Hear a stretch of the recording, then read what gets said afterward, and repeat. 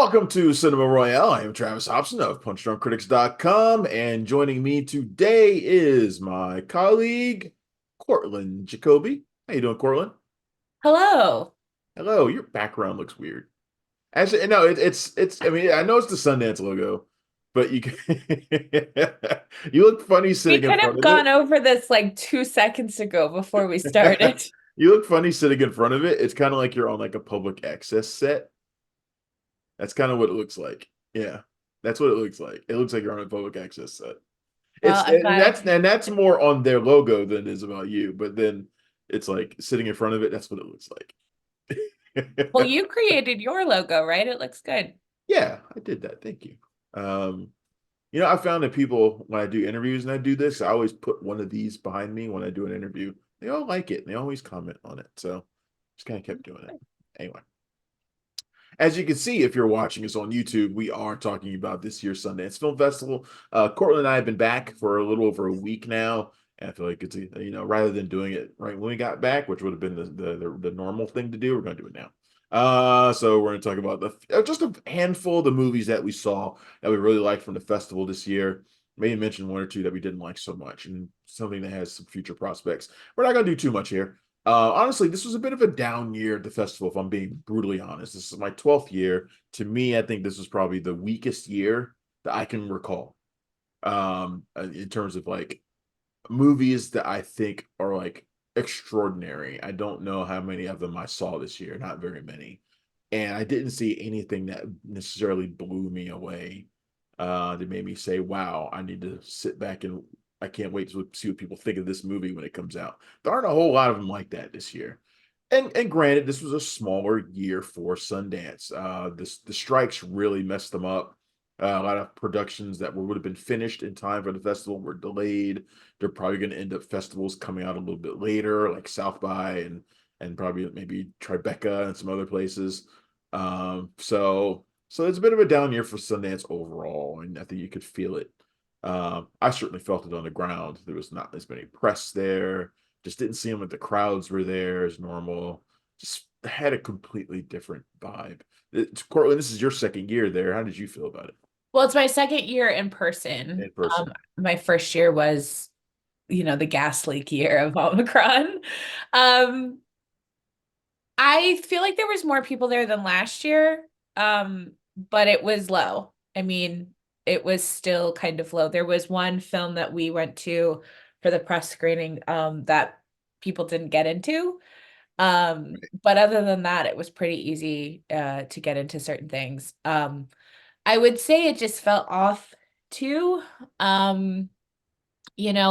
As press, we normally get like a welcome bag, and this year we literally got a bag and a pamphlet. Like they didn't have normally we got a few pamphlets with information, and this year we didn't even This is get it, that. right. So it just felt like I don't know if it was like, well, we're not going to put as much money into this year because there isn't as many films.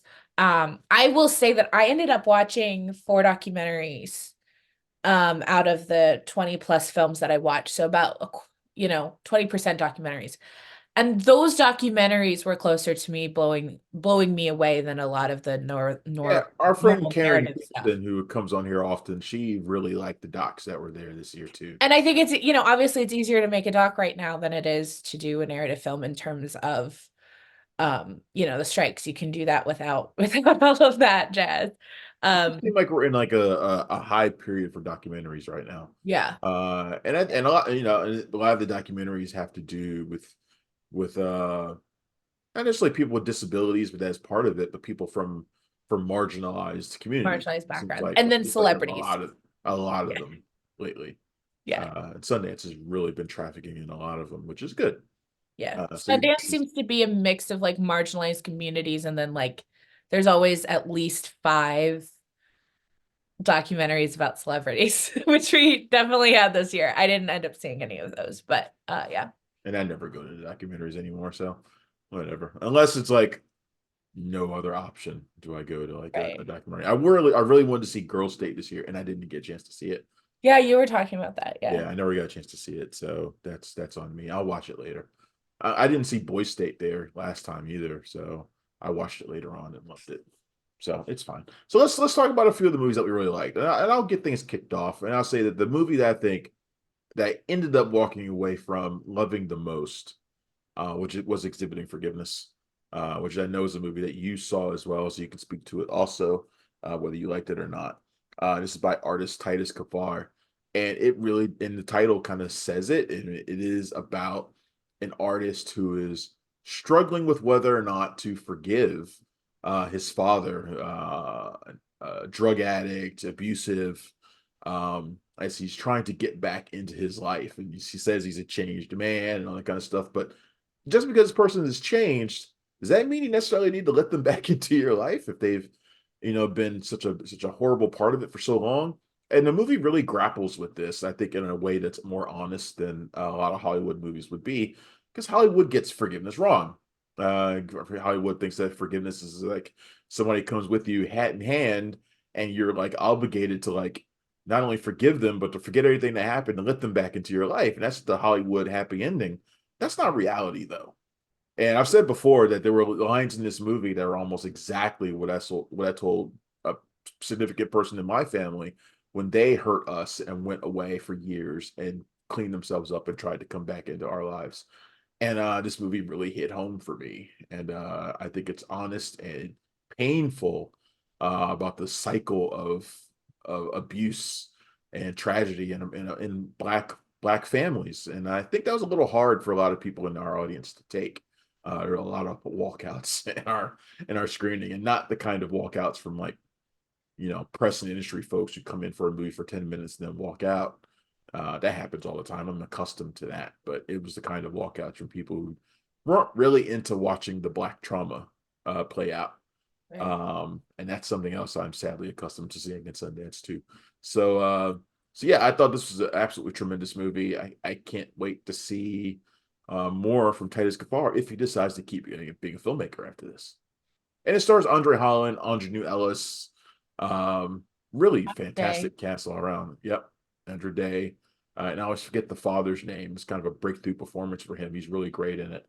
Um, really, really good film.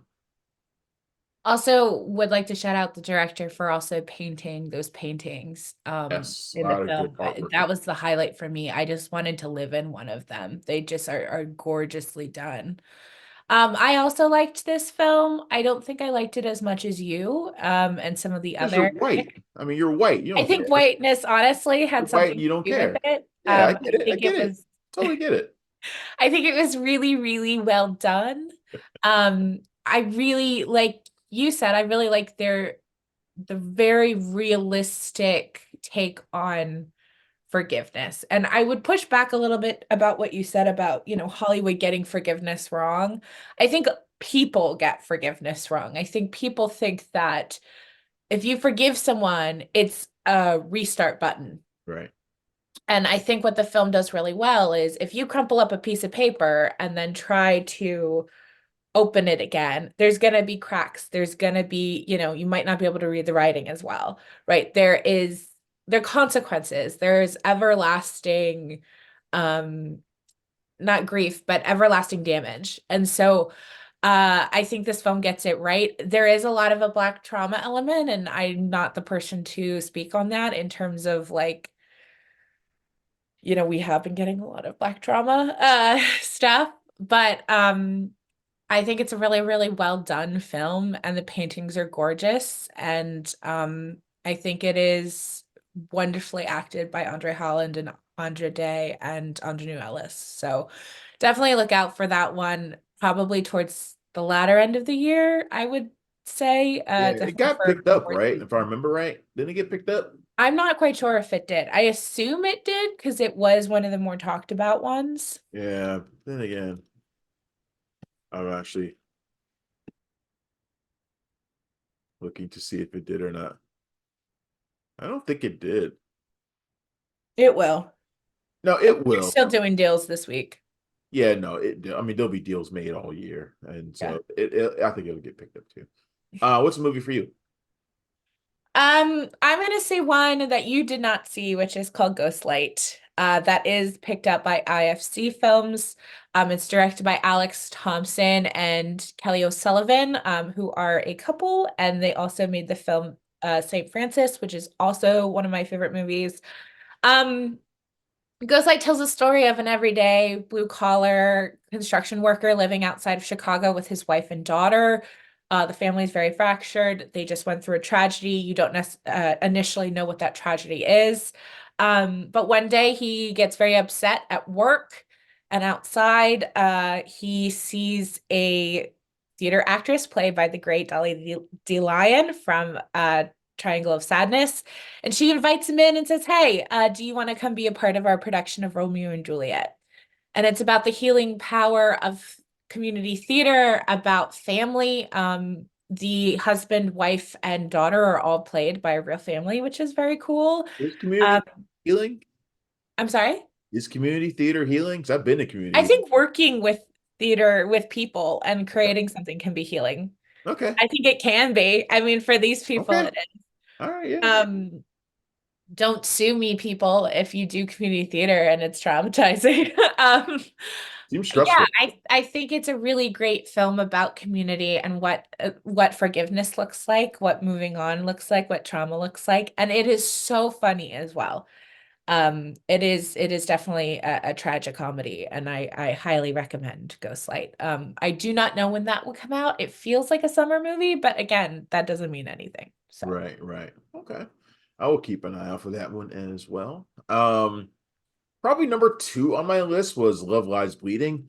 I think that was probably 1A and 1B if I was thinking about my two favorite movies. I really did enjoy this one a lot. It's Kristen Stewart and Katie O'Brien and Ed Harris and Dave Franco. Really fantastic cast in this. Kind of a pulp, part surreal fantasy. It's a whole lot of different things actually. It's directed by Rose Glass, who did was it Saint Maud? I always Yes. forget the name. Saint Maud. Saint Maud. A few years ago, that was another big festival hit. And I really love this one because it's gritty, it's kind of nasty at times. It's a little bit body horror, and it has a lot of bodybuilding stuff in it too, which is interesting considering Sundance had Magazine Dreams last year. You think they want to stay away from bodybuilding movies, especially ones with as much violence as this one.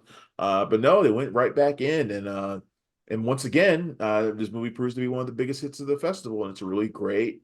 I think it goes a little bit. I think as it delves more into the surreal, I think it kind of loses some of its strength. But I loved it. Kristen Stewart. It was a mixed bag festival for her. She had two movies here. One is great. One's trash. Um, and she's kind of playing like the Mickey Rourke role in this movie, which I thought was great. I love that seeing her do that. It's such a vast difference than what she does in Love Me, the other movie here at Sundance. Completely different character types, personality types, portrayals.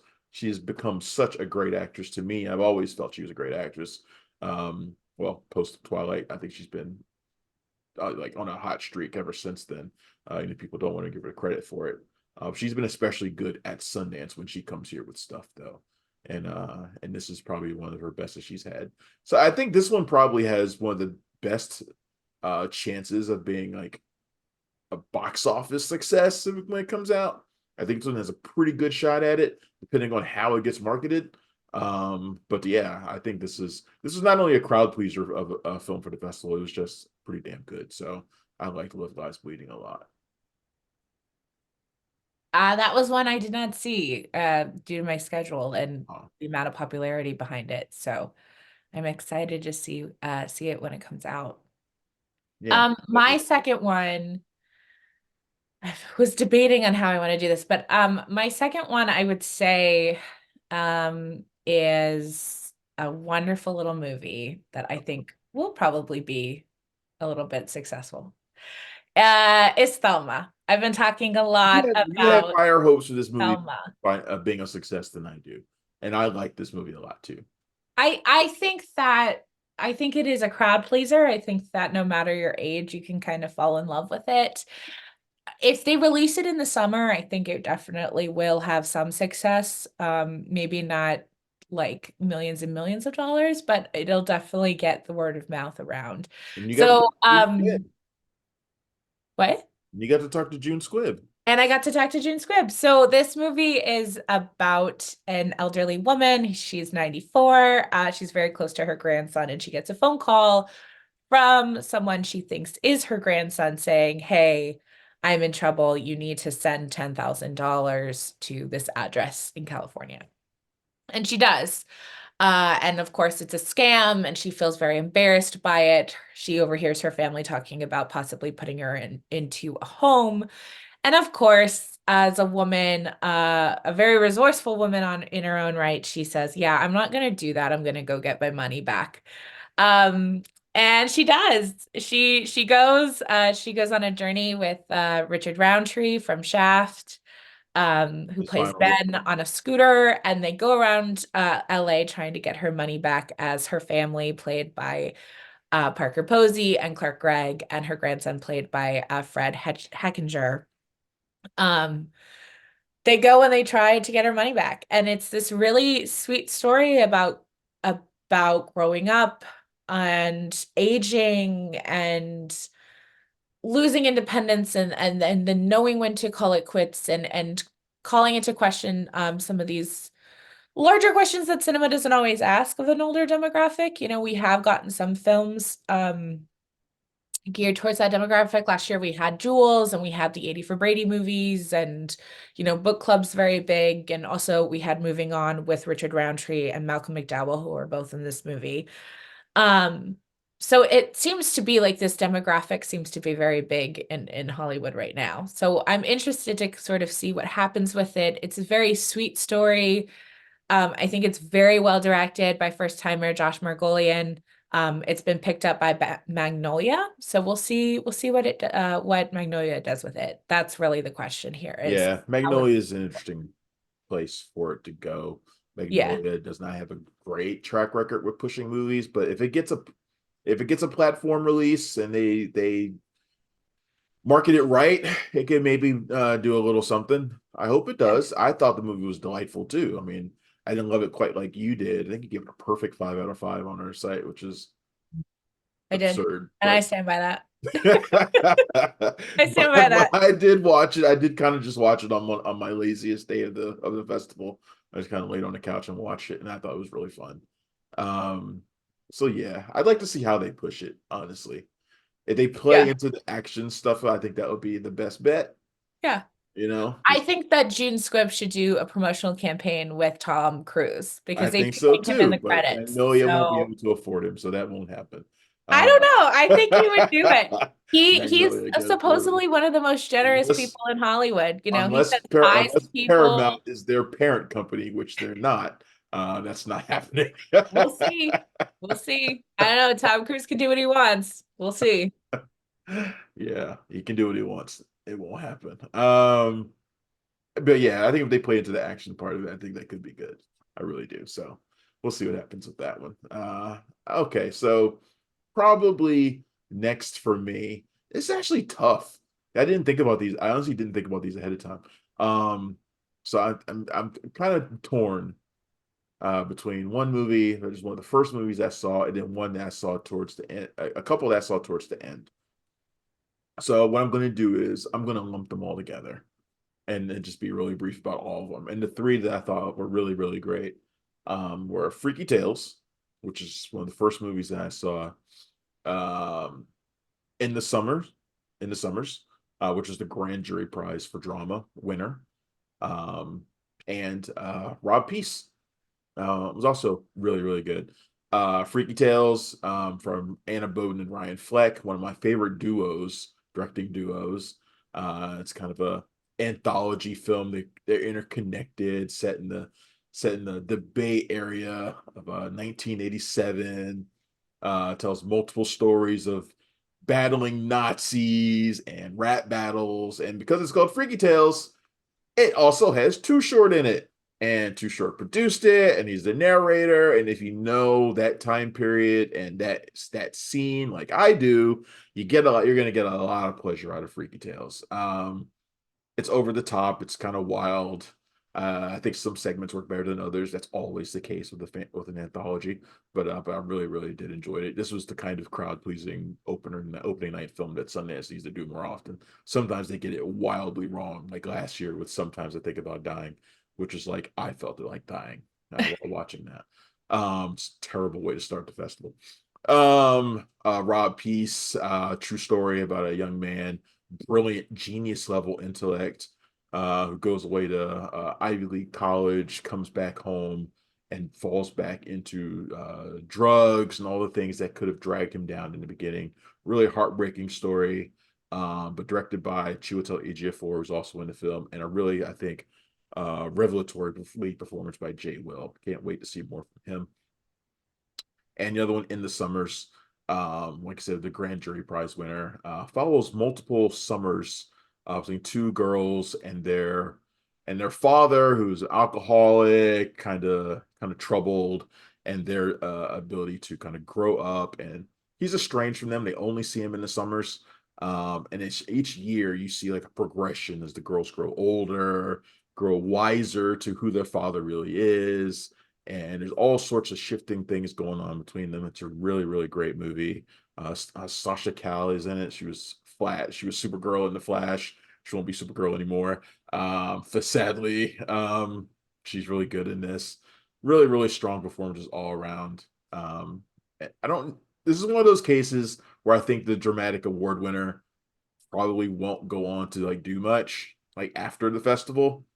Like I think it'll struggle to find a place for itself after the festival. Like it'll do really well here, and then probably I don't know if it'll be one of those things that vanishes, and then we'll see it all of a sudden like, oh yeah, I remember that movie. That happens all the time at Sundance.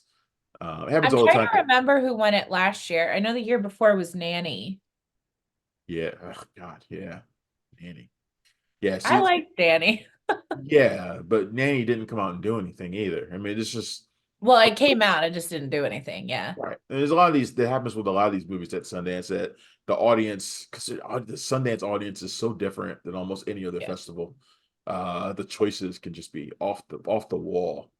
Um, and then some of these movies come out and they just kind of disappear. You never see them again. I can't wait until I go and I do my deep dive into every single Sundance movie I've ever seen. That's because this being the 40th anniversary, there's been a lot of calls for me to remember things that I've seen at Sundance. A lot of surveys I've filled out, a lot of questionnaires I filled out, not just from Sundance, from other places, about the best Sundance movies I've seen or memorable Sundance movies. And I know there's probably, on average, for the first 10 years, I saw 20 to 25 plus movies. That's a lot of movies that I've probably forgotten. Yeah. I don't Yeah. remember at all. Me and Chris were trying to, Chris Bunbury, who's always here on the show, we were trying to figure out some of the movies that we have just totally, that have just fell down the memory hole. And, you know, I'm going to go back at some point because I've reviewed every single one of them for the most part. And I'm going to go back and I'm going to look at them and be like, wow, I can't remember that movie at all. When did I see that shit? Yeah. So I'm looking forward to doing that. But I'm afraid that In the Summers might be one of those movies that falls down the memory hole at some point, even though it's a really good film that deserves the credit that it got and the accolades that it got. I'm just not so sure where it'll go after that. Fair. All right, what's next for you? For You me, can cheat like I did if you want to. do you I, want, are we doing another round of this after or? I wasn't planning on it, but you can. Okay, so for my final, I'm also gonna lump. Um, and I'm gonna lump three documentaries. Like we said earlier, the documentaries slate this year was really strong. I'm gonna start with one that I think is really, really funny and hilarious, but then also super important. Um, it's called Will and Harper, and it stars the one and only Will Ferrell, which I think is kind of cool in a documentary. Mm-hmm. It's directed by Josh Greenbaum, who you may know on the narrative side of things for films like Strays, which came out last year, That's and our my friend Hannah's personal favorite movie, Strays. and my personal favorite film of 2020, I think it was 2020, not 2021, which was Barb and Star Marvelous. Boda Vista Del Mar. I love that movie. I've still never seen it all the way through. So good. Anyway, so he also directed one of my favorite documentaries, Too Funny to Fail, about the failed Dana Carvey show. Um, so he is familiar with mixing comedy and documentary. And this is a really unique story. Will Ferrell had a friend that he met on SNL 30 years ago. Um, that friend he credits for most of the weirder choices in his career, he says at the top. Do you remember that movie, Casa de Mi Padre? Oh yeah, I have the DVD. That is one that he credits his friend for getting him to do, the Spanish language Western. It's Um, basically a telenovela.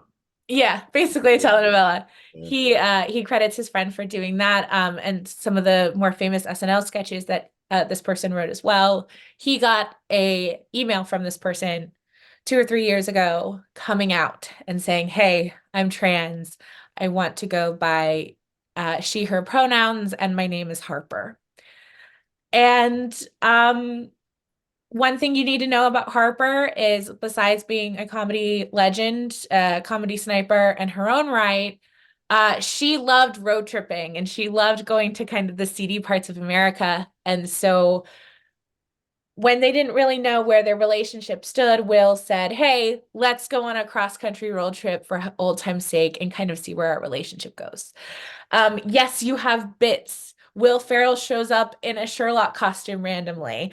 You have him yelling at dogs with Will Forte in a hot air balloon over Albuquerque. You have really wonderfully weird moments, and then you have really heartbreaking moments where both of them are talking about Harper's journey, where Will is questioning, "Oh, gosh, I took a picture with the transphobic governor of Indiana by accident. Like, what do I do?" It's a really great exploration of allyship and what that means and what that looks like. When I say this movie is important, I mean like little trans kids are going to be able to watch this with their dad who loves Ricky Bobby and old school, and they're going to be able to come together and talk about this and show this in a new They're light. going to show it in Florida everywhere.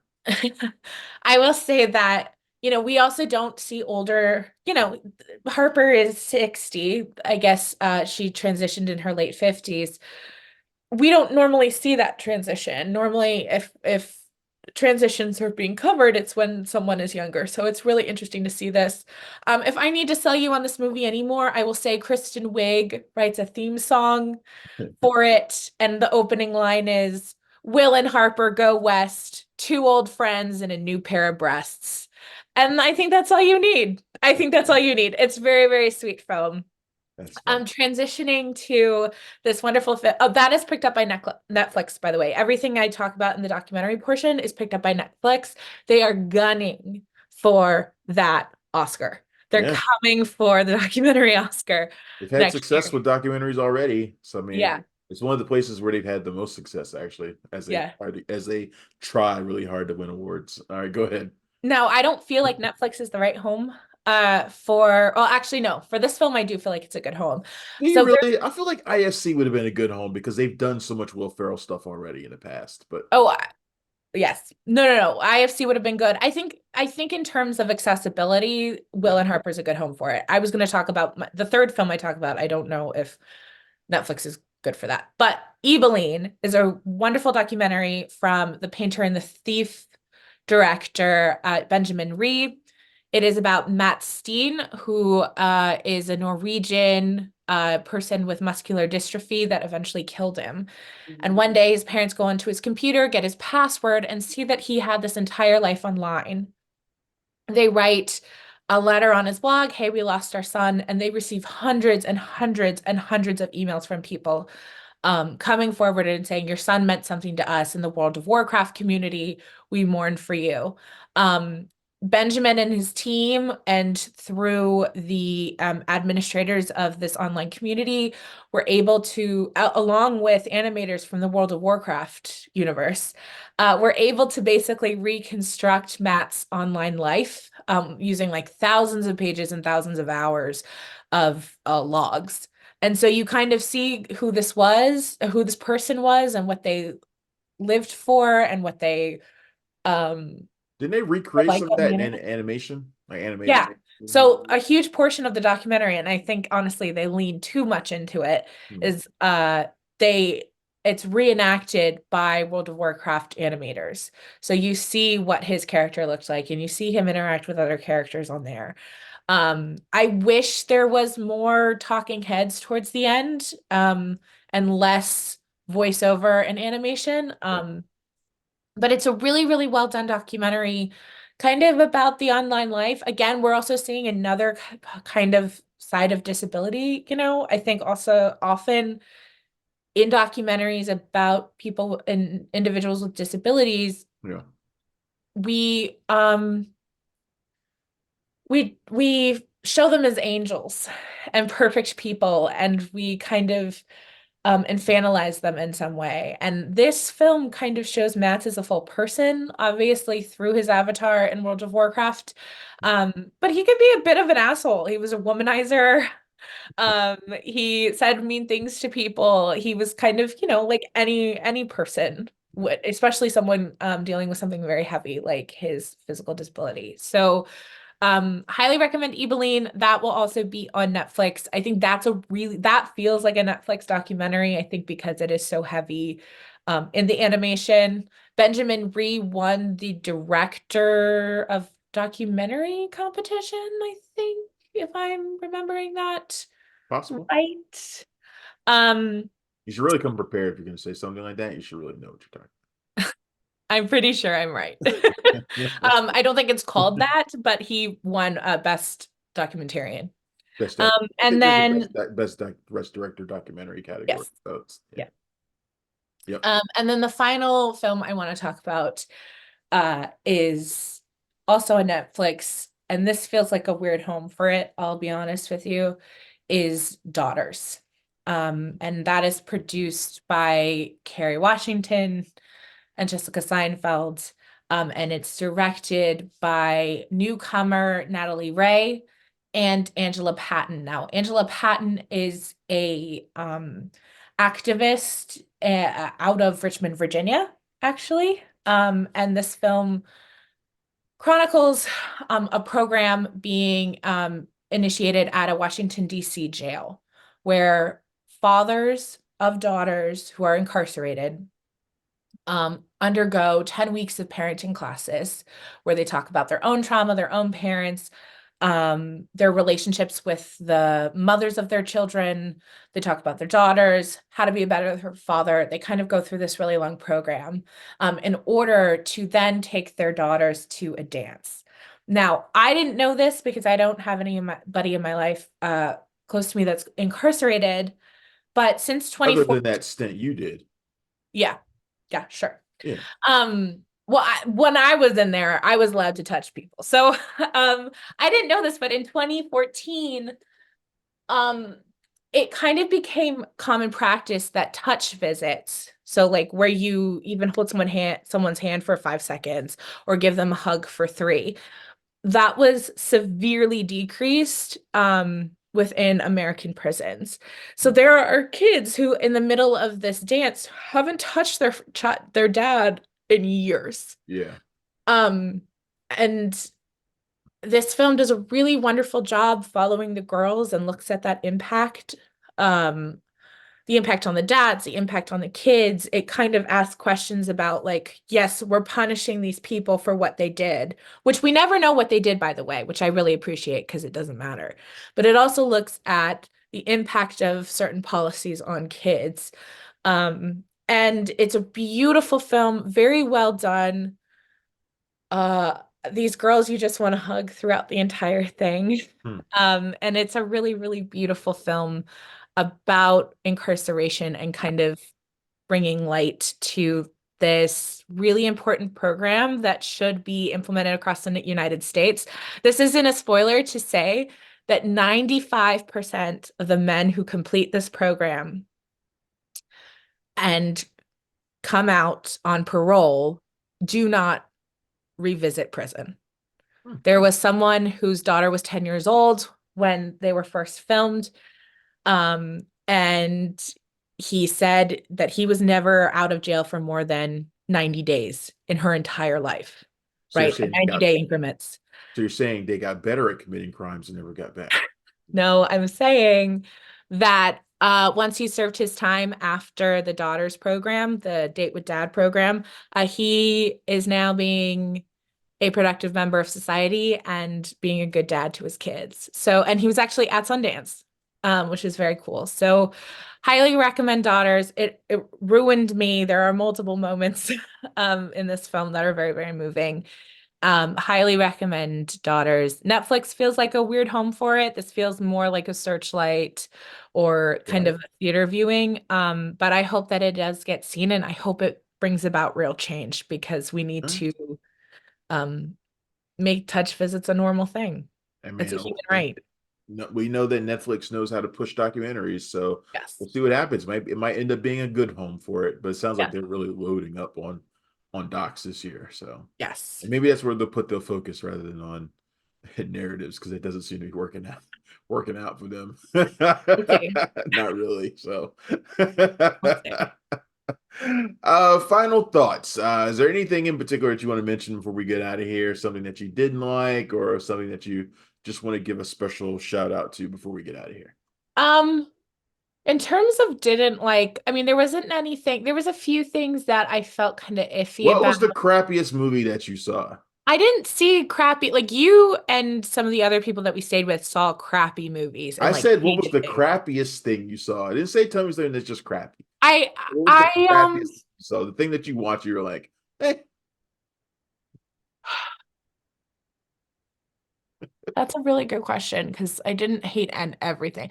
There was stuff I had mixed feelings about. I would say for me, Between the Temples is not my movie. It's directed by Nathan Silver and Right. co-written by him. That's Jason, Um, right?